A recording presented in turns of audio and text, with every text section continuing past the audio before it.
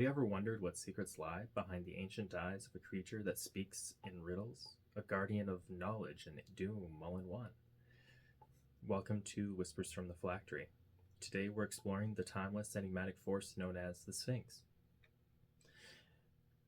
The Sphinx is one of my favorite fantasy creatures, just because it has such heavy roots in mythology, which I grew up really loving. And we're going to be going over sort of the mythical and cultural origins of the Sphinx, RPG design and how to use the Sphinx, and possibly encounter abilities. We're going to go over flavor and roleplay hooks that I like to bring in when I use the Sphinx. And then we're going to go over a what-if scenario of exploring one of those RPG elements and expanding on it. And if you like it, you can steal it for your game. If not, well, we're just having a chat about it. If you've joined me before, then you sort of know what these are like, and if you're new, then welcome. I like to talk about role-playing game philosophy, game design, and lore across various systems and editions, though I do have a heavy focus in D&D and Pathfinder. So let's just get into it. The Sphinx is one of those creatures that lives in the collective human imagination. From Egyptian temples to Greek tragedies to countless fantasy worlds and different games. I know it's quite heavy in Magic the Gathering. It appears as a guardian, a riddle-keeper, and sometimes as a devourer of the unworthy. In tabletop role-playing games, the Sphinx can often appear as mid to high-level creatures. I don't ever think that they really should be used as low-level creatures. Just because when I think of a Sphinx, I think of a grand entity that challenges heroes on their journey, not a low-level CR. Sphinxes are known for their intelligence and their role as protectors of ancient knowledge or sacred places, sometimes as dark wardens that guard forbidden knowledge. Maybe they've been corrupted by that knowledge. Sphinxes are part puzzle, part boss fight, part ancient lore. They can reveal a lot about your game world. And that's sort of everything that I love in an encounter. It should be memorable and more than just stats. So first we're going to look at the mythical cultural origins of the Sphinx. And I think a lot of people are familiar with these, especially the two most famous examples. In Egyptian mythology, the Sphinx is a protective figure, usually male, though there were some that were female. And they had the body of a lion and the head of a man, a ram, or a hawk. I mean, the Great Sphinx of Giza is perhaps the most famous example. It guards the pyramids and what was at the time the workers' settlement. It sits there watching the landscape with its inscrutable gaze, although it is missing a nose now, thanks to Napoleon. But an interesting tidbit, I don't know if this is true, I like to think it's true, is that the Sphinx originally had a larger head, and it was carved at some point in history into the smaller shape of a man. And people sort of think this, and I've read it online, because the dimensions of the head don't match the dimensions of the body. So it's possible that there was a bigger head originally. I don't know. I kind of just like that theory that people keep reworking history or taking pieces of it to build up on other things, which we've seen a lot in history through ancient settlements. Sorry, sometimes I speed up a little bit and I need to reel myself back in. Going to Greek mythology, the Sphinx takes a darker turn. This time it's a woman. She's a female with the body of a lion, the wings of an eagle, and, well, the face of a woman. She would pose riddles to travelers outside the Greek city of Thebes and devour anyone who failed to answer her correctly. It's sort of been worked into the cultural memory that her most famous riddle was what walks on 4 legs in the morning, 2 legs at noon, and 3 legs in the evening. So when the Greek hero Oedipus answered man, the Sphinx was so distraught that someone had managed to crack her riddle that she threw herself from the cliff in despair, and the city was freed. At this point, that's an easy riddle for everyone. We usually hear it as children nowadays. I'm kind of curious when the first time you heard the riddle was. Let me know in the comments. It'd be interesting to see. So these two mythological roots, the protector and the punisher, They merge into how we see the Sphinx in fantasy today, which is a being of immense wisdom, tests, and potential peril. They're almost never to be taken lightly. They are gigantic creatures that can kill most people, adventurers aside, with one swipe of their paw or one single spell uttered from their lips. So let's look at game design and mechanics, which is something I always like. And when I talk about game design and mechanics, I'm not getting into the nitty-gritty of mechanics for particular systems.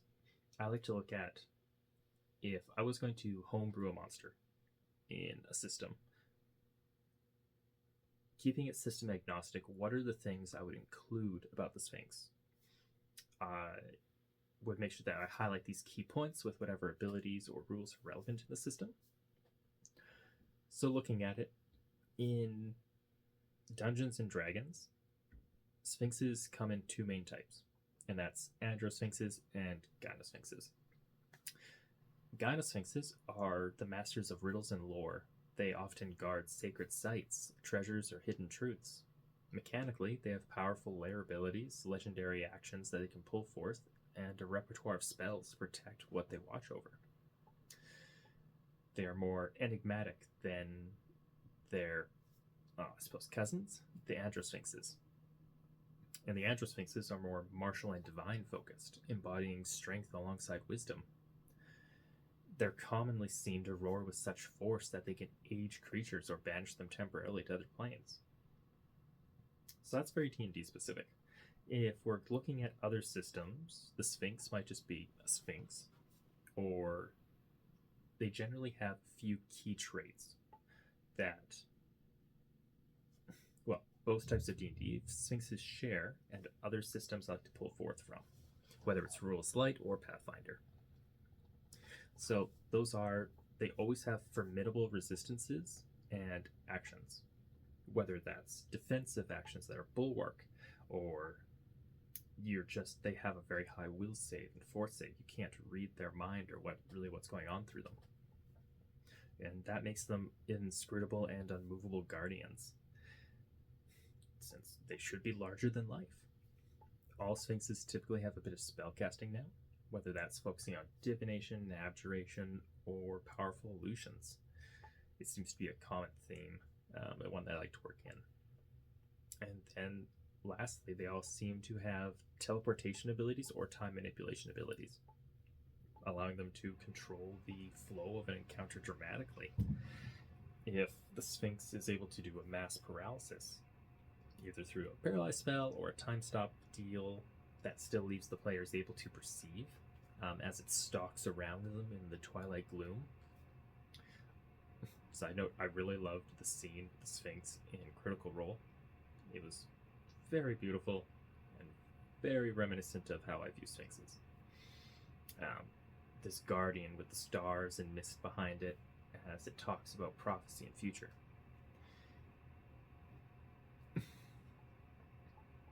So, an important aspect of what I view Sphinxes in RPGs as is Sphinxes aren't always meant to be fought. Their greatest power lies in narrative, offering riddles, tests, and bargains that shape the hero's journey. So, now that we've kind of done the mechanics, let's take a look at what I find can be really flavorful roleplay and story hooks. If you like them, steal them. If not, toss them out and just enjoy us sitting here and talking. So here's some ways that I like to bring the Sphinx to life at my table. You can imagine a Sphinx as the eternal guardian of a lost library, allowing entry only to those who prove their intellect with riddles of stars and memory. And this is usually a sort of a default flavor of the Sphinx, or it takes other forms of a guardian and other sort of fantasy elements. Like Avatar: The Last Airbender had the owl spirit that guarded the library. I could very much easily see this being a Sphinx instead. The library is dredged up, and then if the riddle is not answered or the test has failed, it sinks back into the sand, and if the party happens to be in the library, they go with it. And there's no escape. Well, of course there's an escape. It's an adventure. There's always an escape. It's just harder. Or perhaps the Sphinx is the servant of an ancient god. They've been cursed to remain at their post until a mortal answers their final riddle and frees them back to the service of those that they would consider worthy. So this one could even be the servant of, I wouldn't say a lawful god, but a neutral good god or a neutral god of knowledge is cursed by an evil god, and they need to remain bound. They wish to return to their master's side, but they're unable to until someone solves the riddles, or they did some transgression against their god, and their god itself is what put them there. And now they need to wait until they get some redemption, that someone can beat them. Or, so let's take a bit of a sidestep on this one. The Sphinx could serve as a neutral arbiter in your world's conflicts if they are more of an oracle non-player character, where the Sphinx is known and countries or nations travel to or send representatives to the Sphinx. The Sphinx grants visions or truths to heroes who pass her tests and punishes those who seek shortcuts. Oh my god. She sells. Or it punishes heroes who seek shortcuts with cryptic curses. So, nations could send their own heroes to the Sphinx to try and avoid a large-scale conflict, do a mediation through this grand being that's sort of above the politics of the world. Hopefully.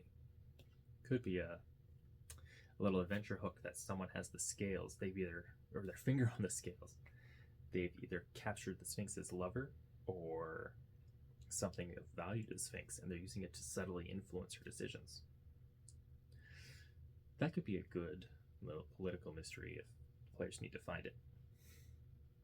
Find it, free the Sphinx from the influence, and then woe befall the nation that chose to do so. So, as with all creatures, I think the Sphinx should be more than just a stat block. A lot of the creatures I go through on Monster Moments are my favorite creatures, and they all should be more than just a stat block, really. I don't like to treat the Sphinx just as an obstacle. They should be a source of wisdom, a gatekeeper of ancient secrets, and an entity whose motives are older and greater than mortal concerns. Like, yes, the Sphinx guards this place, but it's busy focusing on something else, and you're really just interrupting it. Or it's been waiting here for you, for the player, to arrive. It knows the flow of history, and it's been waiting. And now it needs to impart its wisdom through a slight challenge in order to give the heroes what they need to go on and confront the evil.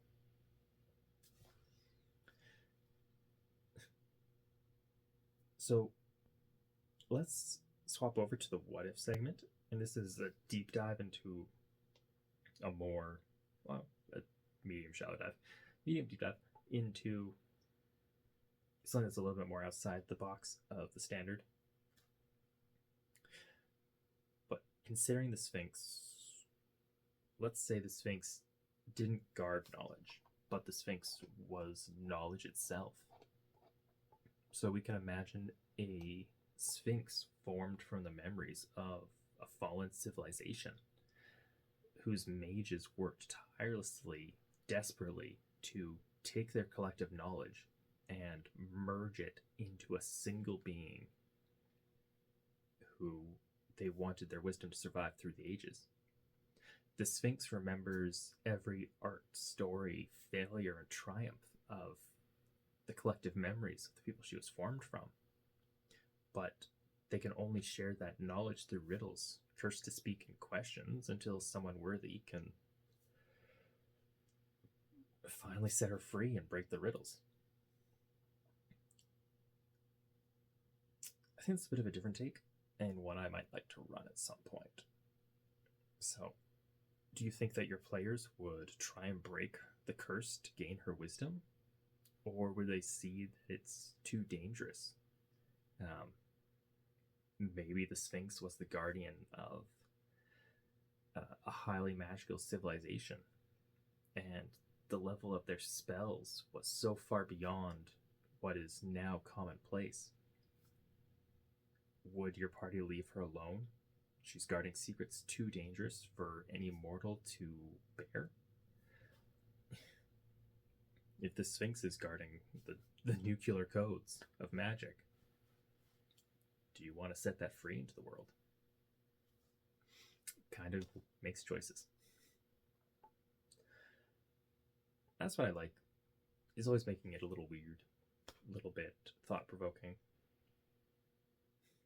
So, thank you for joining me to explore the riddle-bound mysteries of the Sphinx. I want to know, how would you use them in your world? Do you like to use them as a timeless guardian, a tragic seer, or an unfathomable being beyond good and evil? Let me know in the comments below. And I mean, if you liked it, we all sort of know the drill. Consider liking this video and subscribing for more. I go over monster moments, where we dive into monsters, and the Storyteller's Toolkit, where we just talk about philosophy and things that are good for storytellers to know. Whether you're new, old, I think there's always something. So, next week, join me as we explore another creature lurking in the history of myth and magic, hearkening to one of my favorite monsters, my favorite undead monsters, and that's the Wraith. I promise, they're more than just an undead space filler. So, until then, travel safely. And remember that sometimes the answer to the riddle is not what you think, but possibly what you need to learn. So long, adventurers.